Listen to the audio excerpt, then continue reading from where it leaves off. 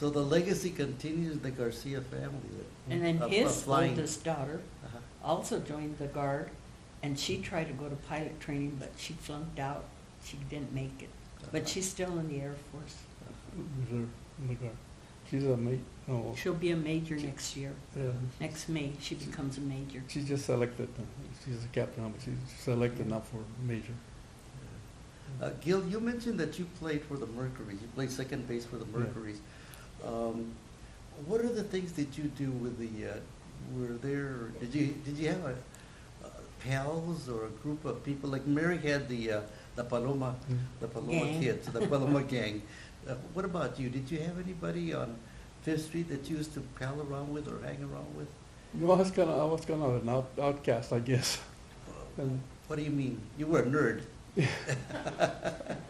well, when I grew up, there weren't too many kids my age in that street, so it was always going to have to go to a plate.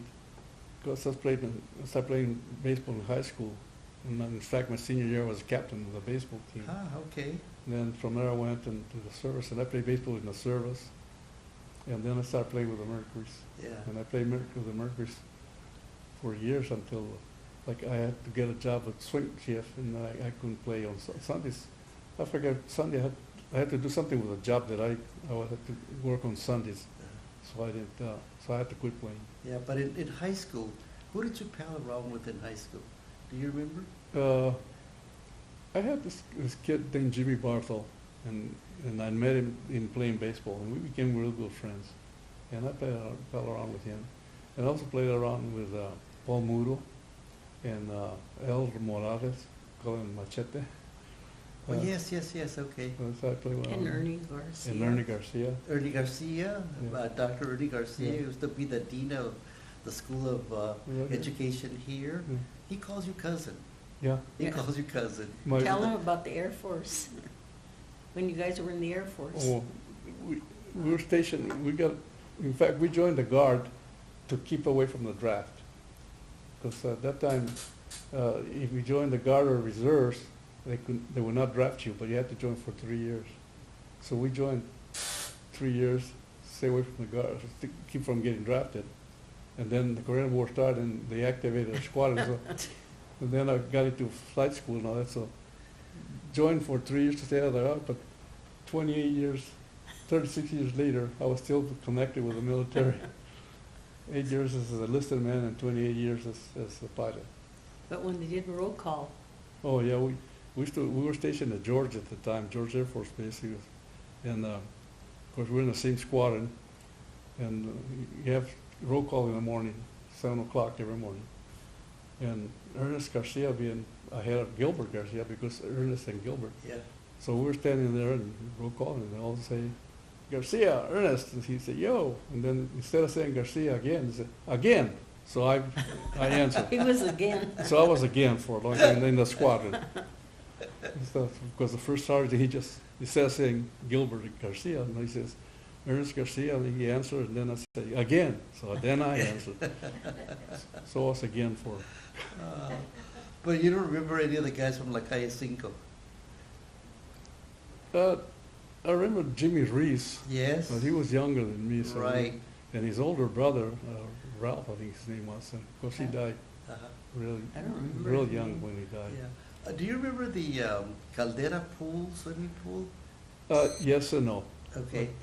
The Caldera pool was at the verge of kind of closing up at the time.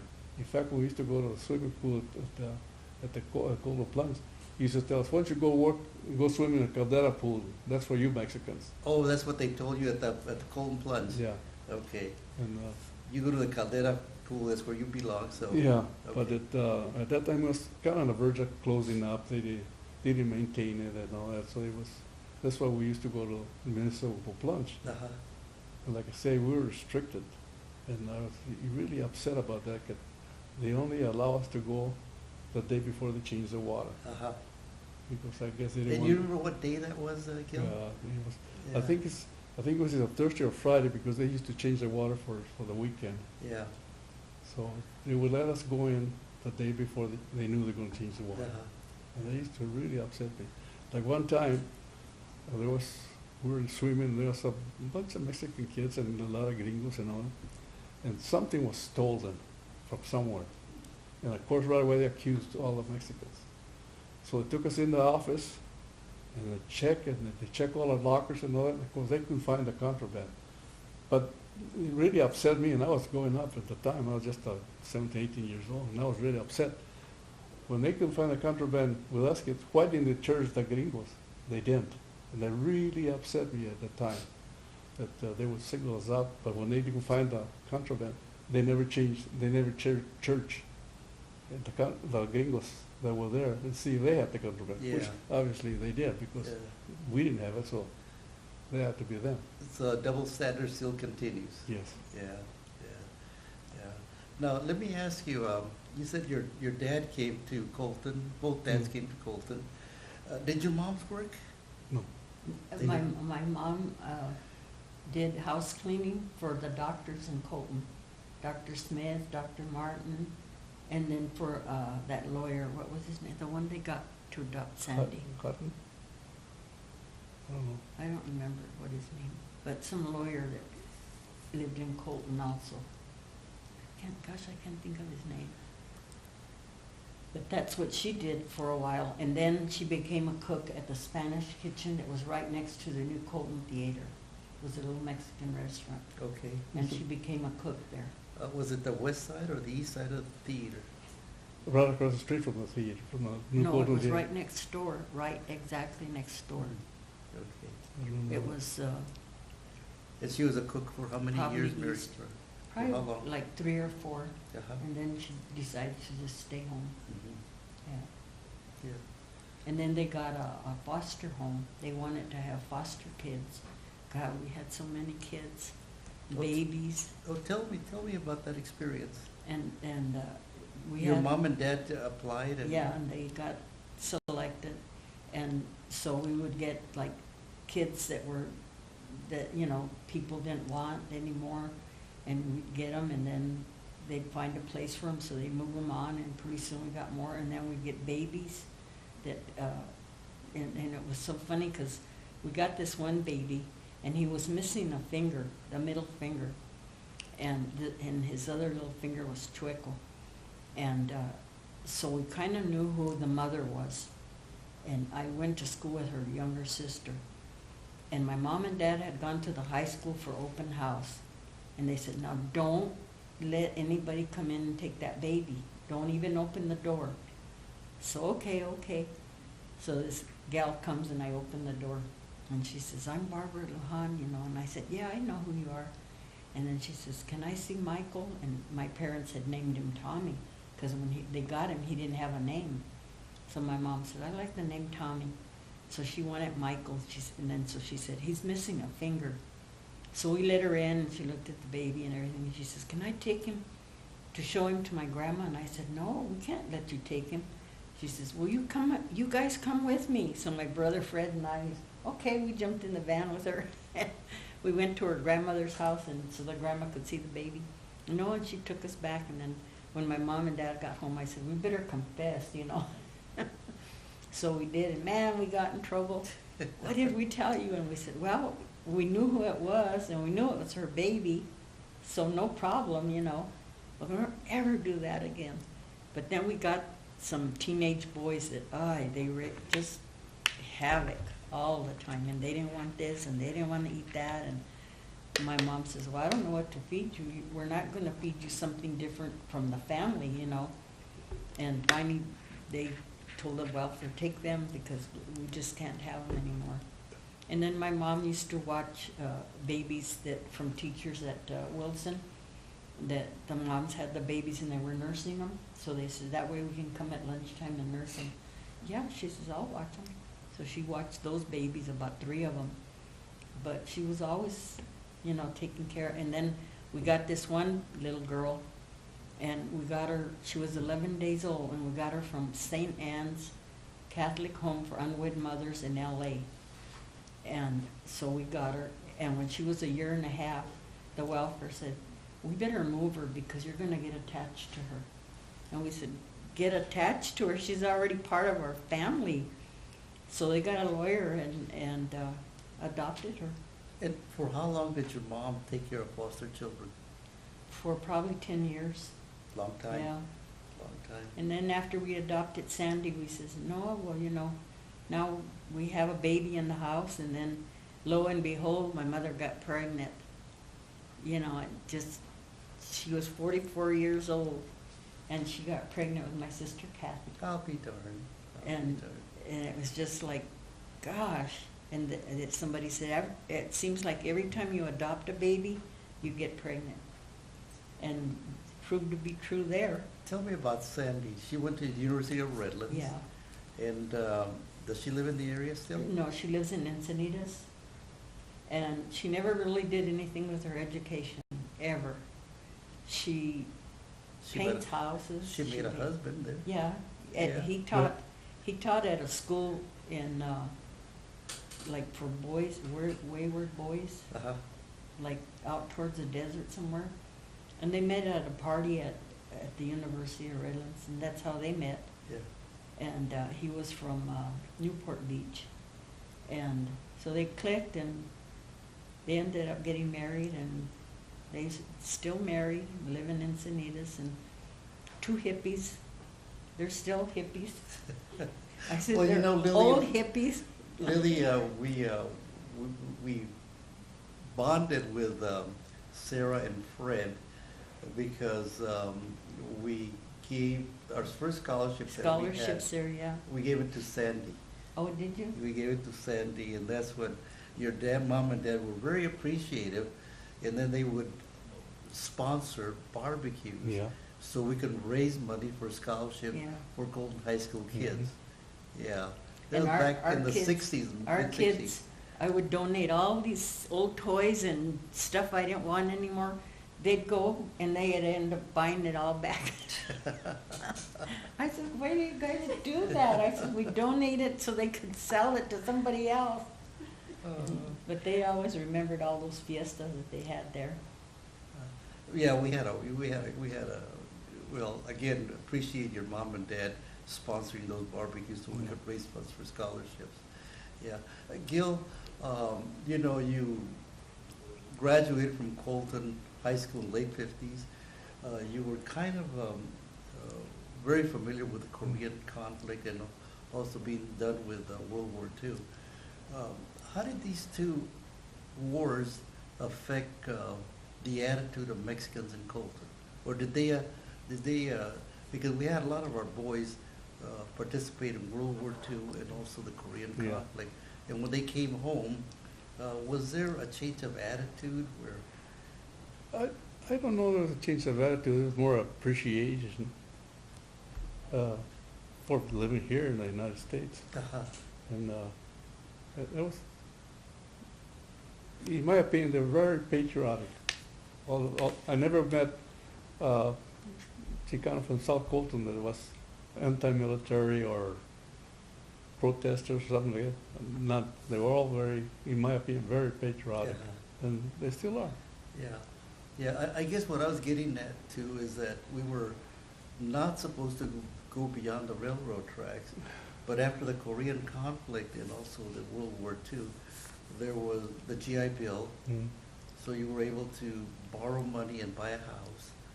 And then also some of our boys saw that, wait a minute, I paid my dues, and I should be treated as everybody else. Yeah. Was there a movement afoot back in the in those years in '50s to get involved with city council or run for mayor, or who were some of the people that were the people that were actively working with people to get involved in the community? There was only a couple. Pete Lukey was one, and Manuel. Yeah, Pete Lukey was Wasn't he mayor, became mayor? He was a councilman in 1952. Mm. He became a councilman in 1952, and then you had Pascual Oliva Yeah, that also participated. participated in local politics. Yeah, yeah. So was that a movement because prior to that in the 30s and prior to that, we didn't have any participation in the city, Yeah. city politics. I was approached quite a few times that they wanted me to run for councilman and all that, but I was sure with my flying and my raising my family that politics was the last thing I wanted to get involved in. And so I never did, but quite a few people approached me at times. They wanted me to run for city council or mayor, and but politics was not my Yeah, my agenda at all, and I just stayed away from it. yeah. Do you remember Ralph Cervantes? Yes.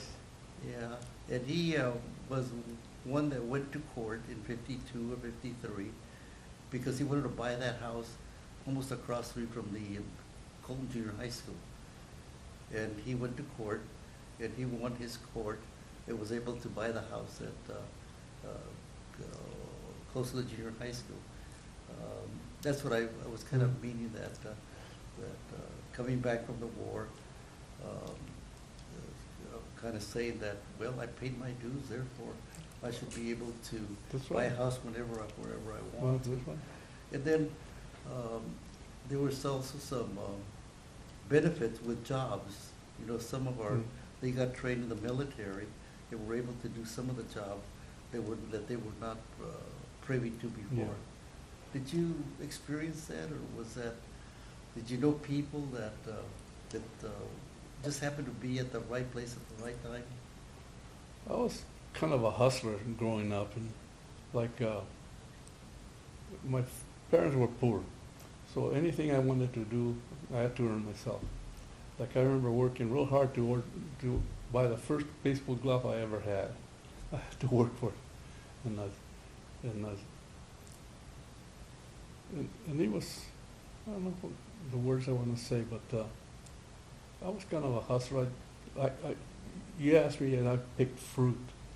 I picked oranges, lemons, grapefruit, grapes. Tom Velasquez used to take them, bunch of the boys. Yeah. Tom Velasquez had a truck. He used to go out and like a contract to pick oranges. And I remember Do you remember what year that was? How old were you, Gil? I was still a young teenager. Young teenager? Because I remember my at that time, Tom Velasquez had a rule. He had his crew, and of course my brother and I were just kids, and so my dad talked him into taking us to go become members of his crew and do some picking with him. And he looked at us, and the kids would probably go out and play and not work. And my father said, no. He said, you take them. He said, they'll work. If they don't work, you just come and talk to me. And I'll take care. No, we work. And my brother and I, we were hired as one adult. Between the two of us, in fact, we used to pick oranges. And sometimes we dropped the ladder, and we couldn't get the ladder out too good. And I remember Diego, Contreras? No. Rosales. Rosales. Diego Rosales, Yeah. okay. He was in the same crew, and every time we dropped the letter, he would come and help us. I'll be darned. He'd stand the letter up, and once we got the letter out, we could work and maneuver. Uh-huh. And we did that for quite a few years. Well, you know, the area was a citrus center. Oh, yeah. Yeah. Yeah, lots of oranges, lots of lemon, lots of grapefruit. Especially the navel oranges in here, in High Grove and Highland, and also, of course, the grapes were in the kind of La Fontana area. Uh-huh. And, So you were involved in picking oranges? Oh, yes. Were you ever a cienero that you picked 100 boxes a day? I don't know. I don't remember if I've never accomplished that. Yeah. But, But did you do this during the summers, Gil, or Saturdays? Saturdays. Saturdays? And every time I was off school, like in Christmas vacation, Easter vacation, it wasn't fun days for go to the beach. I mean, you go pick. You go pick oranges pick or oranges whatever. or whatever to Yeah. work. Yeah. Yeah. And how much they pay per box? Do you remember? I remember 10 cents a box at one Okay. time, but it would vary. But depending, if the crop was good, they paid 10 cents. It was a little not very good. They might go up to 12 cents or something like that. But it was, Uh-huh. it wasn't. you couldn't bank it very much. You just got enough to, as a kid, enough to buy my clothes. And I remember I was so happy I was picking orange, so I had money enough to buy my first baseball glove, my first baseball shoes. And then one time I became kind of real spendthrift, I guess. And I went out and bought some nice kangaroo shoes, baseball shoes. They're real soft and really nice shoes. And I wore those. Well, the war came, I went to Korea and I came back and I wanted to start playing again. And I went and hustled, starting to find my shoes in my old house with my mom. Finally I asked her, what happened to my baseball shoes, kangaroo? He said, mijo, it was so soft and nice that I had my papa take the spikes